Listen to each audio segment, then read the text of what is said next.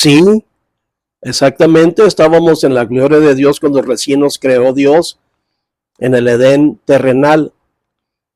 Lástima que antes, allá en el Edén celestial, de entre los millones de sirvientes que creó Dios para su propósito eterno, que son los ángeles, dice que eh, los ángeles son espíritus ministradores al servicio de los que habrían de heredar la salvación. Espíritus ministradores al servicio, o sea, como sirvientes de quienes habríamos de heredar la salvación. Adelante, fraterna. Hebreos 1:14. ¿No son todos espíritus ministradores enviados para servicio a favor de los que serán herederos de la salvación? Sí, sí son. Está hablando de los ángeles en versículos anteriores. Anterior. Muy bien, entonces, estábamos nosotros en el Edén terrenal, pero lástima que allá el mayor de todos esos sirvientes, o sea, los sirvientes de Dios son, los ángeles son domésticos, son de su casa, por eso se le llaman domésticos. Pues el mayor doméstico, el mayordomo, se rebeló contra Dios y arrastró a la tercera parte de estos sirvientes en su rebelión. Y como tenía acceso al Edén terrenal, vino y engañó a los Adán. Y entonces fuimos destituidos de la gloria de Dios. Pero siendo el propósito eterno de Dios llevar a muchos hijos a la gloria, pues obviamente nos quiere restituir. Y de eso se trata absolutamente toda la línea bíblica, desde Génesis, Apocalipsis. A ver cómo es que Dios nos restituye, nos restituyó a su gloria. Pero antes de continuar, este es el avance, o sea, en este podcast estamos avanzando de lo que expusimos respecto al portentosísimo Señor Jesucristo. Y aquí nuestra amada fraterna, mi hija, nos va a leer los versículos correspondientes a lo que ya vimos en el anterior podcast. Adelante, fraterna. Colosenses 1:15. Él es la imagen del Dios invisible, el primogénito de toda creación. Salmos 2:7. Yo publicaré el decreto. Jehová me ha dicho, mi hijo eres tú. Yo te engendré hoy. Pídeme y te daré por herencia las naciones, y como posesión tuya los confines de la tierra. Los quebrantarás con vara de hierro, como vasija de alfarero, y los desmenuzarás. Juan 1:18. A Dios nadie le vio jamás, el unigénito Hijo, que está en el seno del Padre. Él le ha dado a conocer. Efesios 1:10. De reunir todas las cosas en Cristo en la disposición del Dispensación. del cumplimiento de los tiempos, así las que están en los cielos como las que están en la tierra. Colosenses 2:9. Porque en él habita corporalmente toda la plenitud de la deidad. Isaías 11:2. Y reposará sobre él el espíritu de Jehová, el espíritu de sabiduría y de inteligencia, espíritu de consejo y de poder, espíritu de conocimiento y de temor de Jehová. Apocalipsis 5:6. Y miré, y vi que en medio del trono y de los 4 seres vivientes, y en medio de los ancianos, estaba en pie un cordero como inmolado, que tenía 7 cuernos y 7 ojos, los cuales son los 7 espíritus de Dios enviados por toda la tierra. Judas 25. Al único y sabio Dios, nuestro Salvador, sea gloria y majestad, imperio y potencia, ahora y por todos los siglos. Amén. Efesios 3:10a. Para que la multiforme sabiduría de Dios. Efesios 3:11. Conforme al propósito eterno que hizo en Cristo Jesús nuestro Señor, Hebreos 2:10. Porque convenía a aquel por cuya causa son todas las cosas, y por quien todas las cosas subsisten, que habiendo de llevar muchos hijos a la gloria, perfeccionase por aflicciones al autor de la salvación de ellos. Romanos 8:29. Porque a los que antes conoció, también los predestinó, para que fuesen hechos conforme a la imagen de su Hijo, para que Él sea el primogénito entre muchos hermanos. Y a los que predestinó, a estos también llamó. Y a los que llamó, a estos también justificó. Y a los que justificó, a estos también glorificó. Ya. Sí, estos versículos apoyan pues todo lo expuesto en el podcast anterior. Así que continuemos con el portentosísimo Señor Jesucristo, en quien está centrada todas las Sagradas Escrituras. No están tratando de mi vida privada, ni la tuya, ni de aquel, ni del otro, ni de un dirigente, de otro. Eso están descartados. Por ejemplo, el autor de la carta humano, de la carta a los Hebreos, por respeto a la majestuosidad del ente divino, no puso su nombre como remitente al inicio de la carta. Ese principio lo queremos seguir aquí nosotros, porque no venimos aquí a hacer personalidad, ni a proyectarnos, ni a hacer lucro, ni a hacer grupo, ni a hacer nada. Nada más a difundir la palabra en la medida de todo lo posible y apegado al texto. Correcto, pues veamos pues que todo lo hace en Cristo, por Él, para Él, de Él, hasta Él. Él es el generador del propósito eterno de Dios, que es llevar a muchos hijos a la gloria.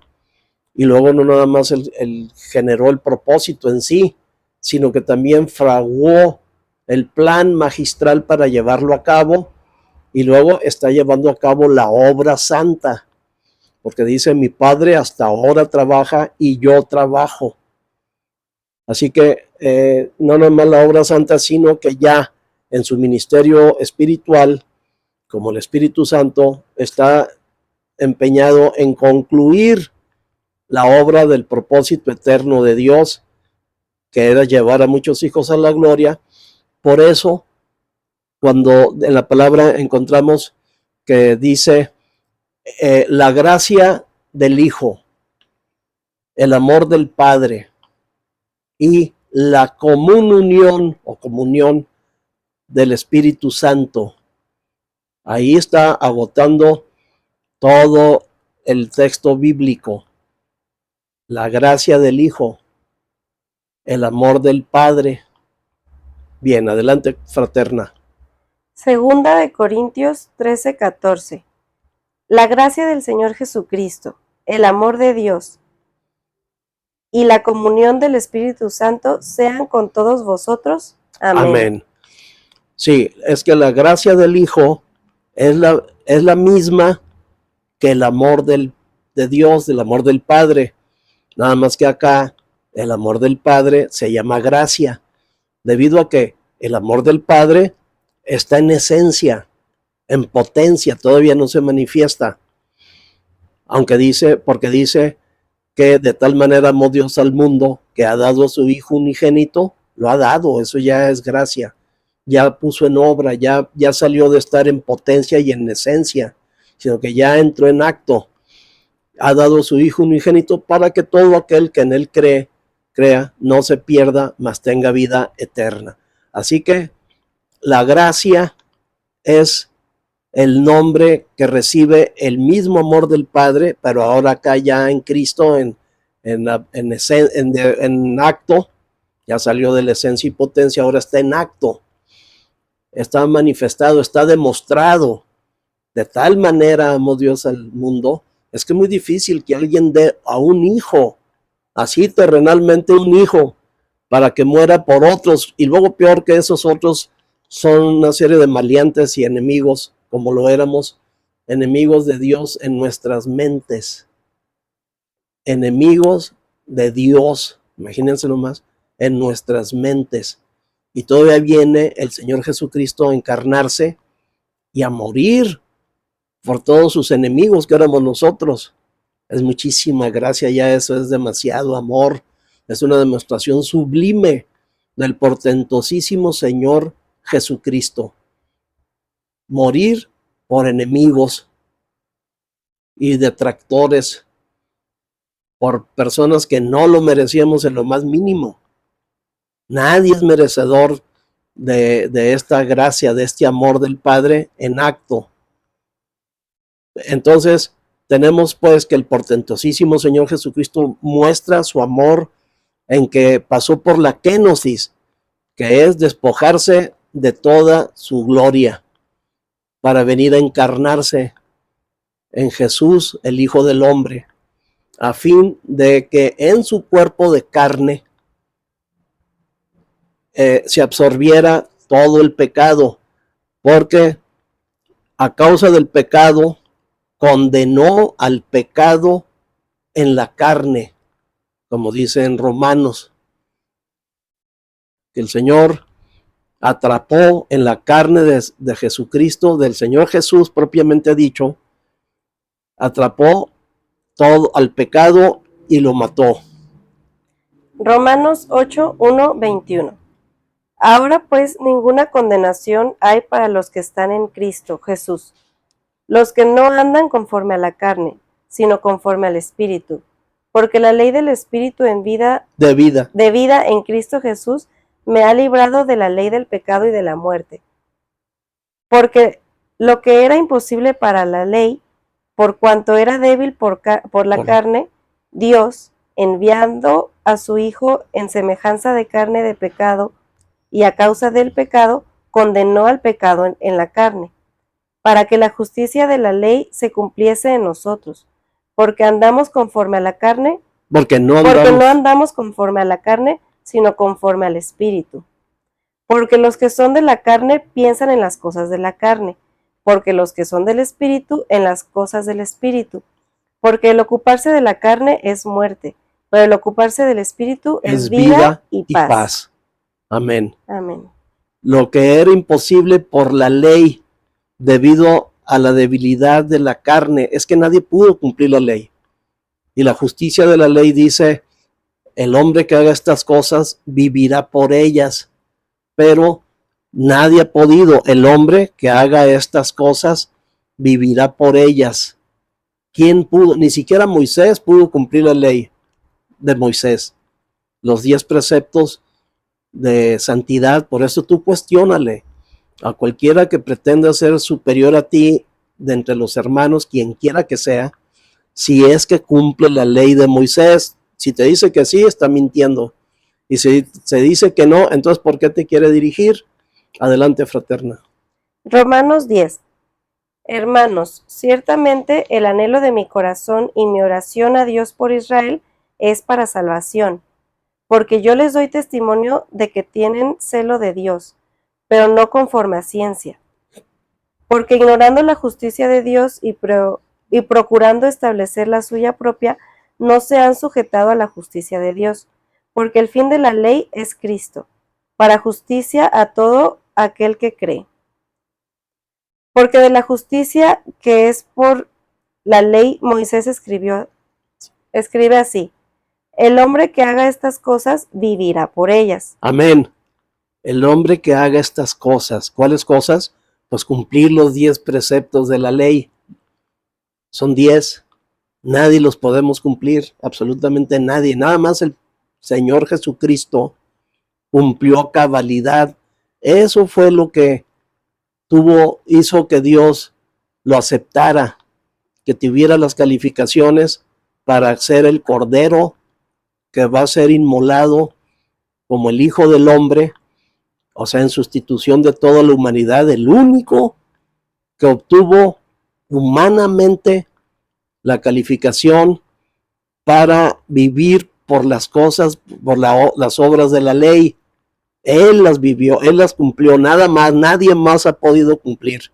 Si alguien te dice que las cumple, está mintiendo, como el joven rico con el que se encontró el Señor Jesucristo, que le dijo, pues ve y cumple la ley, y le dice, toda la he cumplido desde niño. O sea, ¿cómo? O sea, nadie ha podido, pero el Señor Jesucristo no le alegó. No es cierto, nadie puede cumplir la ley, apenas yo, que soy el Mesías. Pero no, el Señor no le dijo, no le alegó. Tú dices que la cumples, pues allá tú, para empezar, se ve que ya estaba infringiendo uno de los artículos de la ley, que es no mentirás, ya estaba diciendo mentiras. Pero es que el hombre se justifica a sí mismo autoengañándose. Adelante, fraterna. Juan 7. Después de estas cosas andaba Jesús en Galilea, pues no quería andar en Judea, porque los judíos procuraban matarle. Estaba cerca la fiesta de los judíos, la de los tabernáculos, y le dijeron sus hermanos, sal de aquí y vete a Judea, para que también tus discípulos vean las obras que haces, porque ninguno procura darse a conocer, que procura darse a conocer hace algo en secreto. Si estas cosas haces, manifiéstate al mundo, porque ni aun sus hermanos creían en él. Entonces Jesús les dijo, mi tiempo aún no ha llegado, mas vuestro tiempo siempre está presto. No puede el mundo aborreceros a vosotros, mas a mí me aborrece, porque yo testifico de él, que sus obras son malas.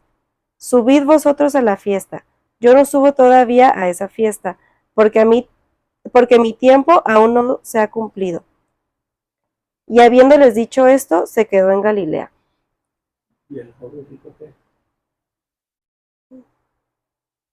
O sea, no estaba cumplido el tiempo del Señor Jesucristo, por eso no se daba a conocer. Pero es que tampoco venía haciendo una campaña de marketing. El Señor Jesucristo, su cometido era ser sacrificado. Con eso ha ganado a millones y más millones, como nos vio Juan en Apocalipsis, que éramos millones y millones adorando a Dios allá en los lugares celestiales. Entonces, como nadie pudo cumplir la ley, y dice la justicia de la ley es así, el hombre que haga estas cosas vivirá por ellas. Nadie ha podido vivir. Por eso es que a causa del pecado, el pecado es que el hombre está unido a la naturaleza maligna de Satanás. Su naturaleza maligna, caída, está unida a la naturaleza de Satanás.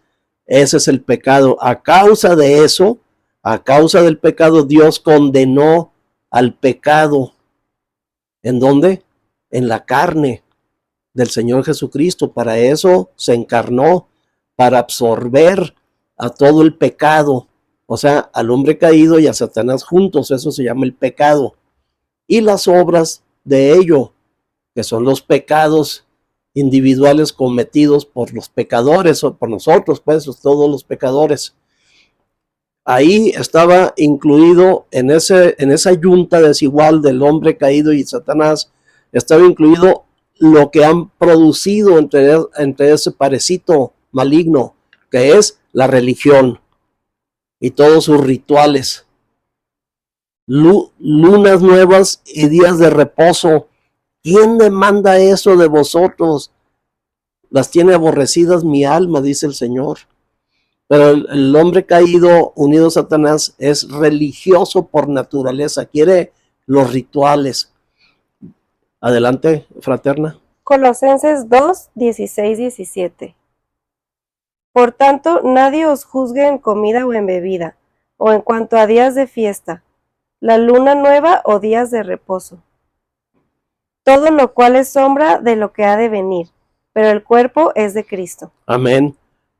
Aquí está una recreación en el Nuevo Testamento de las palabras del Antiguo, donde dice que Dios aborrece todo eso, todas esas faramayas ritualescas de la religión y de los grupos esotéricos, de las brujerías, las hechicerías, la idolatría, el zodiaco, los signos, la reencarnación y todas las doctrinas de demonios fueron matadas en la cruz. Todo eso fue absorbido en el cuerpo de carne de Jesús, el Señor. Y ahí, a causa del pecado, mató al pecado en la carne.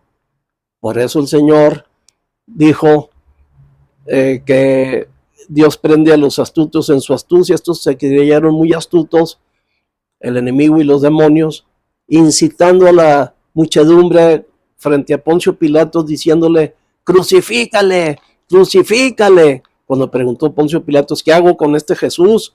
Y todos gritaron, instigados por los sumos sacerdotes y los del Sanedrín: digan crucifícanlo, díganle crucifícalo, sin entender el diablo que estaba diciendo: crucifíquenme, crucifíquenme.